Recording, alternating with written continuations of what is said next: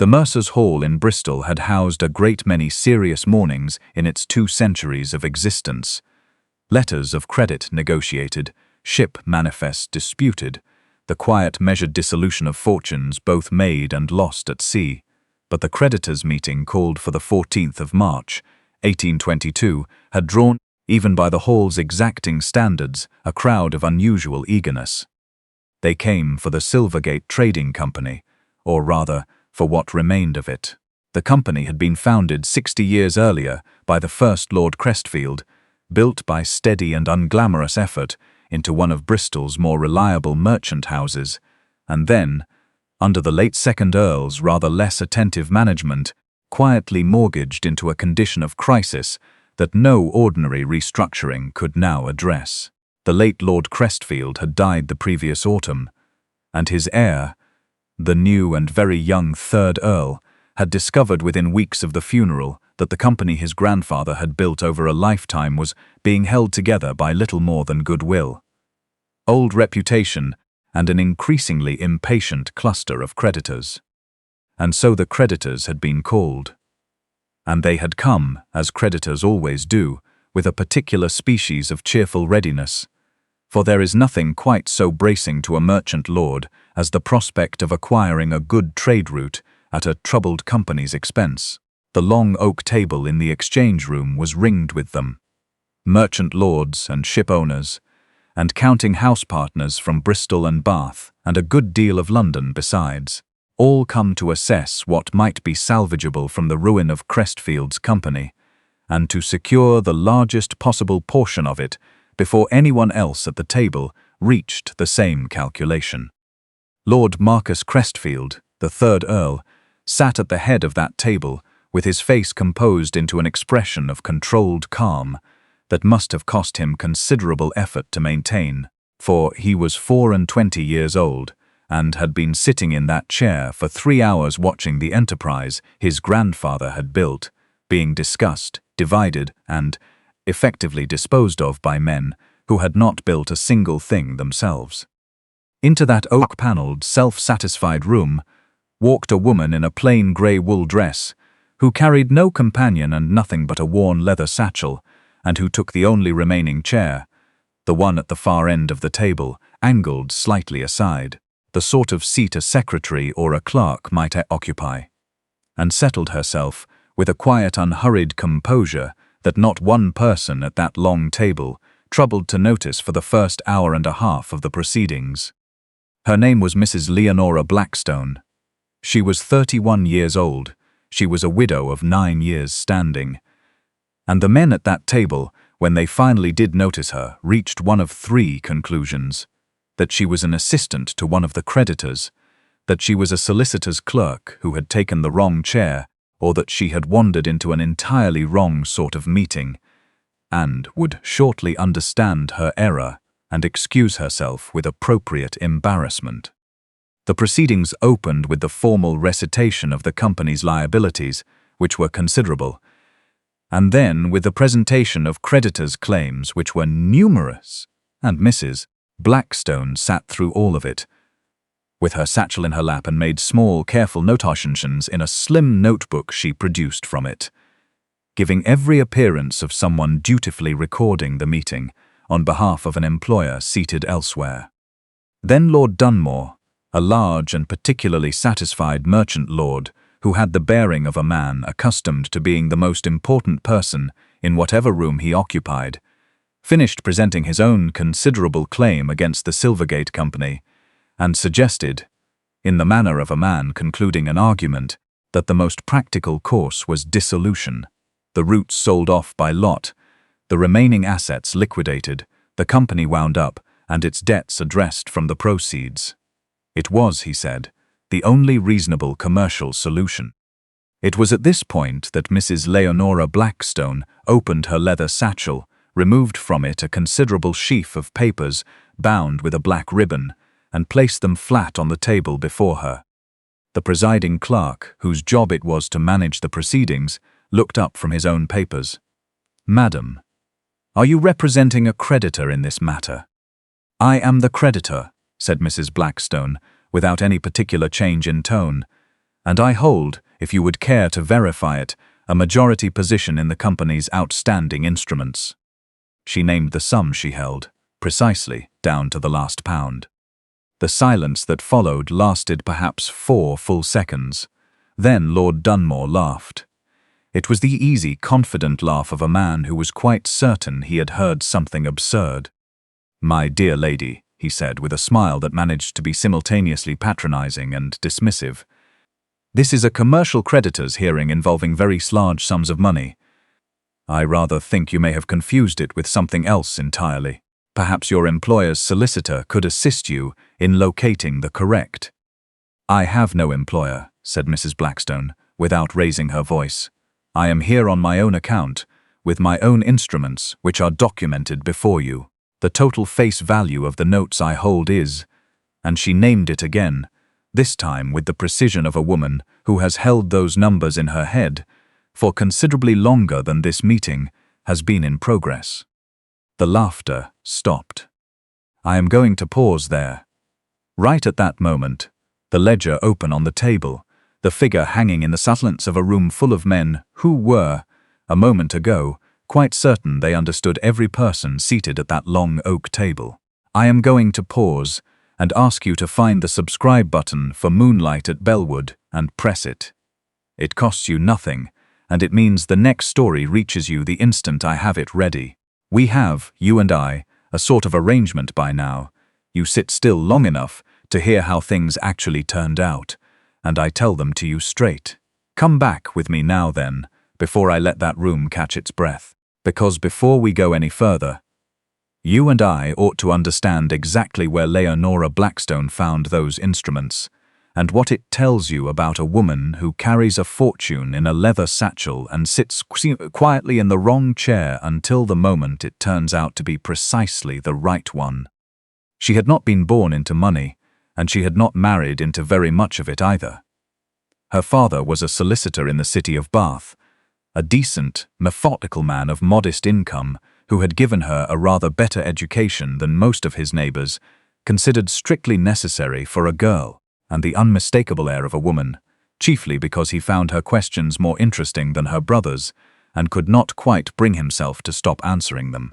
She grew up reading case files at the kitchen table, listening to her father explain why one man's creditor held priority over another's, and she absorbed the logic of it, the arithmetic of claim and counterclaim, the way that obligation moved through commerce, the way water moved through a landscape, always seeking the lowest point, always finding its level eventually. She had married at 22. Henry Blackstone was a junior clerk in a Bristol counting house, a kind and serious young man of very modest prospects who had chosen a woman considerably cleverer than himself, with no particular awareness of what he was getting, and who had died of consumption 7 years later, leaving her a widow at 29, with a small legacy, a tidy house, and 9 years' worth of what she had learned, watching the inner workings of merchant commerce from the particular vantage point of a woman who was not supposed to be paying close attention. She had paid very close attention. She knew from 7 years of watching Henry's employer operate which kinds of companies fell into temporary distress and which fell into permanent ruin. She knew what a debt instrument looked like and what it was worth when a merchant needed ready cash quickly and had no one willing to offer it without penalty. She knew that a note purchased at 16 cents on the pound from a wool merchant in temporary difficulty was not a speculation, but a calculation. Provided you understood the difference between a business that was struggling and a business that was finished. Henry Blackstone's legacy had been modest. She used it to purchase her first 3 notes from merchants her father's connections helped her identify, and she waited and collected and reinvested the proceeds into the next set and the set after that. She did not speculate, she studied. She read every shipping report she could obtain, every gazetteer, every trade directory. She asked questions in counting houses and received half answers from men who could not quite determine whether to take her seriously or dismiss her, and she extracted from those half answers the information she actually needed and went home and worked out the rest herself. She was, in the quiet language of commerce, an extraordinarily gifted reader of financial position. She understood, in a way that came to her as naturally as reading a room, exactly which enterprises were worth believing in and which were performing a kind of theatrical solvency that no careful examination could sustain. And she had spent 9 years, after Henry's death, building a portfolio of notes and instruments that represented, taken together at their full face value, a sum that would have startled every person who had ever dismissed a widow's arithmetic as purely domestic in its ambitions. She had come to the Silvergate creditors' meeting because she understood, better than any person in that room, that the Silvergate Trading Company was not a ruined enterprise. It was a mismanaged one. She had been studying its accounts, its roots, its client relationships, and its outstanding obligations for the better part of 2 years. She had purchased its distressed notes wherever she found them, from merchants who needed liquidity, and were pleased to have any buyer at all. She had done this quietly, methodically, and entirely without announcing herself, which is why not one of the very confident men seated around that oak table had the faintest idea, when she took her chair at the end of it, that the person they had decided was a secretary, held a controlling position in everything they had come to divide among themselves. She had not come to that meeting to humiliate Lord Dunmore, though I will tell you honestly that she was not entirely displeased by how that part turned out. She had come because she had a plan for the company. She had secured, through 9 years of careful relationship building with merchants and factors her male counterparts had not thought to cultivate, 3 new trade agreements that represented exactly the kind of future revenue Silvergate needed. She intended to rebuild it. She had brought the instruments to prove she had the authority to do so.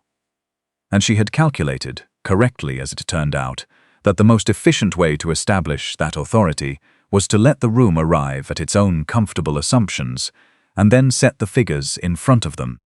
The meeting, once it resumed, did not proceed along the lines Lord Dunmore had intended. He made 2 further attempts to re-establish the ground he had lost. First, by questioning the validity of her instruments, which the clerk confirmed after a careful examination of the papers. Then, by suggesting that a woman of her. He searched carefully for the word. Situation might find it advantageous to assign her position to a more experienced principal who could manage the company's reconstruction on her behalf. Mrs. Blackstone listened to both suggestions with the attentive, courteous expression of a woman who has heard similar offers before, and found them equally unpersuasive each time. "I appreciate the advice, Lord Dunmore," she said when he had finished. "I find I am, however, quite capable of managing the reconstruction directly. If there are no further objections to the documented instruments before you, I propose we move to the matter of the new trade agreements." She opened her satchel again. "I have 3. The meeting closed 2 hours later, with Silvergate's future settled along entirely different lines than anyone had arrived expecting, and with Lord Dunmore maintaining an expression of affronted dignity that was, by all accounts, considerably less commanding than it had been when the morning began. Lord Marcus Crestfield sat through all of it, and I want you to understand what that afternoon cost him. He had known, of course, that the company was in difficulty. He had known since his father's death that some form of restructuring was unavoidable. He was not a fool, and he had spent 3 years, unusual for a young lord of his position, genuinely learning the operations of the family business, accompanying the factors on their rounds, learning the captains by name, understanding the warehousing, the routes, the intricate web of relationship and reputation on which a trading company's daily existence depended. He had done all of this with the private intention of taking a genuine hand in the company's management once he inherited it properly. He had not inherited a company to manage, he had inherited a crisis. He remained behind. When the other creditors filed out, Lord Dunmore in possession of a grievance he would be nursing at considerable length and Mrs. Blackstone, gathering her papers methodically back into her satchel, with the unhurried competence of someone who has done exactly what she came to do, looked up and found him still at the head of the table, watching her. "Lord Crestfield," she said, "I expect you have questions." "Several," he said, which was economical but accurate. She sat back down. He found this characteristic of her, though he had known her for less than a morning. She never performed reluctance when she meant to stay, and never performed willingness when she meant to leave. She was apparently at present in possession of something worth saying.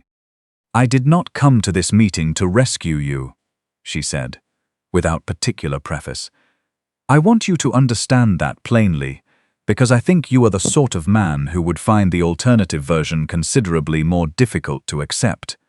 And it happens not to be true. I came because I have studied this company for 2 years, and I believe it is recoverable. The instruments I hold give me the authority to attempt that recovery. The fact that the recovery also prevents your ruin is, from my perspective, incidental. Useful, but incidental." He said nothing for a moment. "Then, you studied it for 2 years?" "Yes." "Without informing anyone?" "I find that announcing one's intentions ahead of the relevant moment rarely improves the outcome," she said. Something shifted in his expression that was not quite a smile. "No," he said, "I suppose it does not." He was quiet again, and she waited, which was, he would come to understand over the following months, another habit of hers. She did not fill silence on behalf of other people, but let them reach their own conclusions in their own time. "You said you believe the company is recoverable," he said at last. "I have spent 3 months finding it rather difficult to share that belief." "Because you have been examining its liabilities," she said. "I have been examining its structure. They are not the same thing. The structure is sound. Your grandfather built well. The liabilities are the product of 10 years of inattention and 2 contracts that should never have been signed. I can tell you precisely which ones if you would like." He looked at her properly for the first time. The way a person looks at something they have decided to actually see rather than simply categorize. She was not what Lord Dunmore had thought she was. She was not, he realized with a certainty, that had nothing to do with the instruments in her satchel, what he had thought she was either. "What do you need from me?" he asked. "Your knowledge," she said. "I hold the instruments and I have the new contracts. I do not know which warehouse factor in Gloucester has been overstating his inventory for the past 4 years. I do not know which captain will take on a difficult November crossing and which one will find a reason not to. I do not know the people. You do. I would like to hire you, Lord Crestfield, as Director of Operations, a genuine position with genuine authority and a genuine wage, to manage the day-to-day running of the company while I manage its financial reconstruction. It is not a restoration of your inheritance. I will not dress it up as something it is not. But it is a real position doing real work in a company you clearly care about, with someone who has every practical reason to want you to succeed at it." He did not answer immediately, which she respected. He turned the proposal over with the care of a man who had been startled into honesty about his own situation, and was trying to be equally honest in return. "It would require," he said finally, "a considerable adjustment to my pride." "Yes," she said, "I imagine it would. I have spent most of this morning watching a woman I have never met save my company, while the men I have always assumed were my natural peers in business stood around one another offering to carve it up for themselves." He paused. "I find I am not certain whether what I feel is grateful or humiliated, and I suspect it may be both simultaneously, which is not a comfortable combination." "I should be surprised if it were comfortable," she said. "I would be rather less interested in the offer I have made you if you found it easy." He looked at her. "Why?" "Because a man who accepts this arrangement without finding it difficult has not understood what it actually is," she said. "And I have no use for someone who does not understand what we are actually doing." He was quiet for a long moment. Outside the exchange room, Bristol carried on its ordinary business, boots on cobblestones, the creak of a cart, the distant particular smell of a port city in early spring. Then Lord Marcus Crestfield, 3rd Earl of Crestfield, looked at the woman who had walked into his company's creditors' meeting in a grey wool dress and turned the morning entirely on its head, and said, "I know which warehouse factor has been overstating his inventory. It is Barlow, in Gloucester, has been for at least 3 years. I have been trying to find a diplomatic way to address it for the better part of 6 months." "Then you are already more useful than you know," said Mrs. Blackstone. "Shall we begin?" What followed was not a simple thing, and I will not pretend it was. Two people of very different positions and very different histories, working in close quarters on a single difficult enterprise, do not always find it easy. There were weeks that autumn when the Silvergate offices were the site of genuine disagreements, over method, over timing, over which risks were worth taking and which were not. Mrs. Blackstone was precise, and at times impatient with imprecision. Lord Marcus was thorough and occasionally frustrated by conclusions reached without the full texture of the human relationships involved. They argued, and the unmistakable air of a woman. They also increasingly listened to one another, with a quality of attention that neither had been accustomed to receiving from any other person in their respective professional lives. By the following spring, Silvergate was not merely solvent. It was expanding. The Gloucester factor had been replaced. 2 of the 3 new contracts were generating revenue ahead of projection. A 4th contract, one Lord Marcus had negotiated himself, through a client relationship his father had neglected, brought in more in 3 months than the company had cleared in the entire previous year. Mrs. Blackstone reviewed the quarterly accounts on a Tuesday evening in April and looked up from the ledger. "That is a very good result." "It is," he agreed. "You negotiated it without telling me first." "I wanted to see whether it would hold before I said anything." She considered him for a moment. "That," she said, "is exactly what I would have done." She went back to the ledger. He watched her for a moment longer than was strictly accountable and said nothing. There was a great deal he did not say over those months. He was conscious of his position, her director of operations, the man whose company she had saved when no one else at that table would have bothered. And he held his tongue with a discipline that cost him rather more than he had expected, because he had not anticipated finding, in the course of a commercial recovery, a person whose mind he admired entirely without qualification. He had spent his whole life among men who valued title above all else, and women who had been taught to value the men who held them. He had never before this particular partnership met a person whose practical intelligence he simply, helplessly respected. But Mrs. Blackstone, as I have told you, was not a woman who missed things she had decided to look at.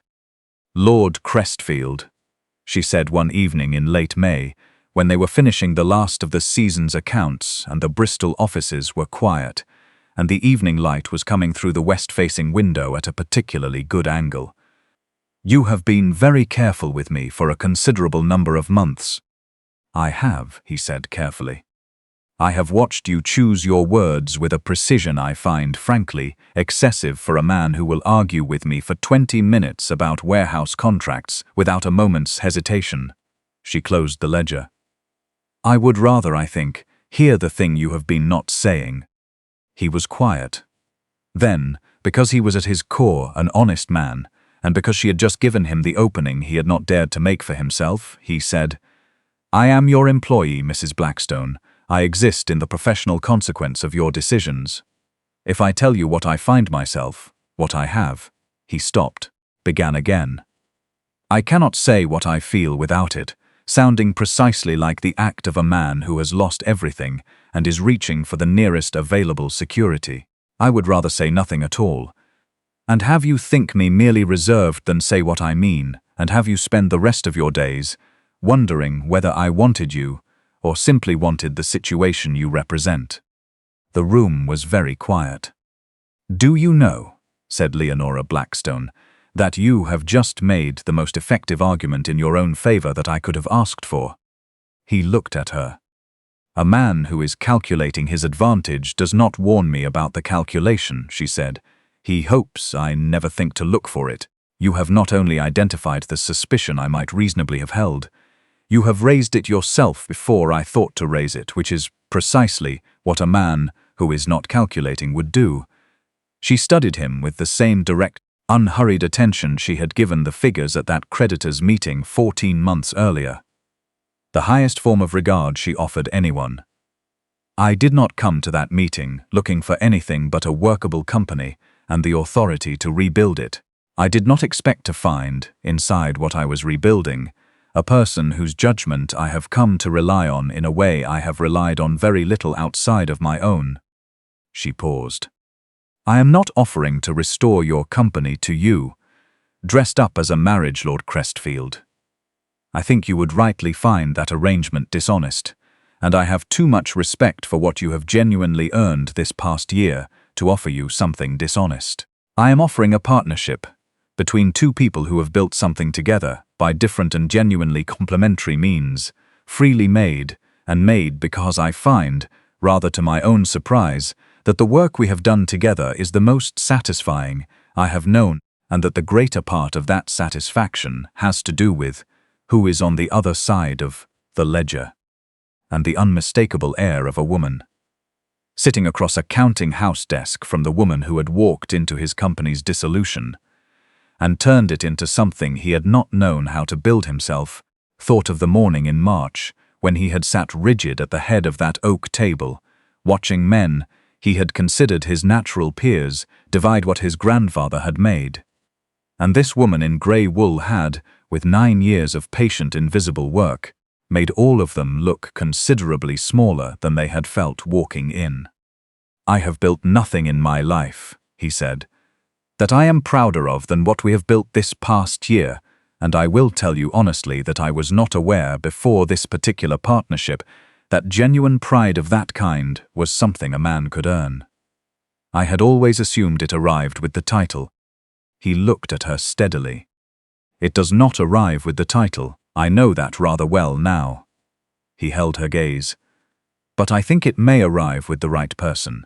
If you are asking what I feel, Leonora, I feel that I would very much like to go on building things for a very long time with you, and I find I am no longer sufficiently proud to pretend that is a difficult thing to say. She smiled.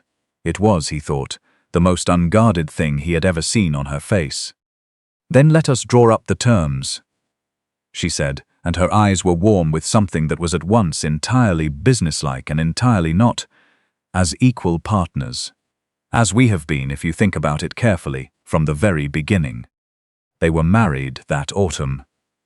The Silvergate Trading Company, under their joint management, became within 5 years one of the most consistently profitable merchant operations on the western coast of England. Lord Dunmore, who had laughed in that exchange room on a March morning, and had since watched the company he expected to carve up become the sort of enterprise other companies measured themselves against, discovered that he required a rather different tone when he found it necessary, as he did, several times, to seek Mrs. Blackstone Crestfield's counsel on a commercial matter. He adopted that tone without a great deal of grace, but he adopted it. That is, in my experience, usually the best one can hope for from such men.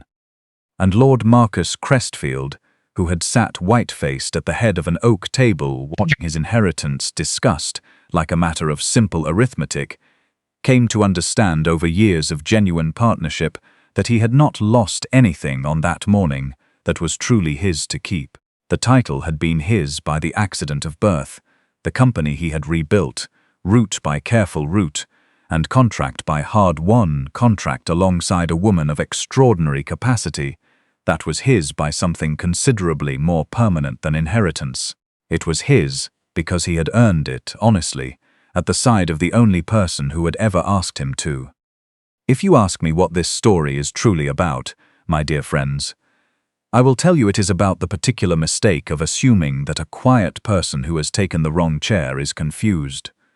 They are very often not confused at all. They have simply been waiting, with a patience you did not think to notice, for the moment to become entirely, unmistakably clear. Mrs. Blackstone walked into that exchange room in a grey wool dress with a worn leather satchel, and every confident man at that oak table looked at her and saw the wrong person in the wrong place. They were looking, in fact, at the only person in that room who had done the work, understood the numbers, and arrived with a plan. She had simply done it in a way that did not announce itself. The best plans very rarely do. Come back to my fire soon, dear friends. Subscribe to Moonlight at Bellwood. It costs you nothing, and I should hate for the next story to begin without you. Every one of these has a heart, and this one, I think, has two. Good night. And the next time you find yourself quite certain you know what a person is capable of simply because of where they have chosen to sit, do wait a moment before you decide. The ledger, in my long experience of these things, has a way of correcting such assumptions rather more thoroughly than anyone at the table had quite anticipated.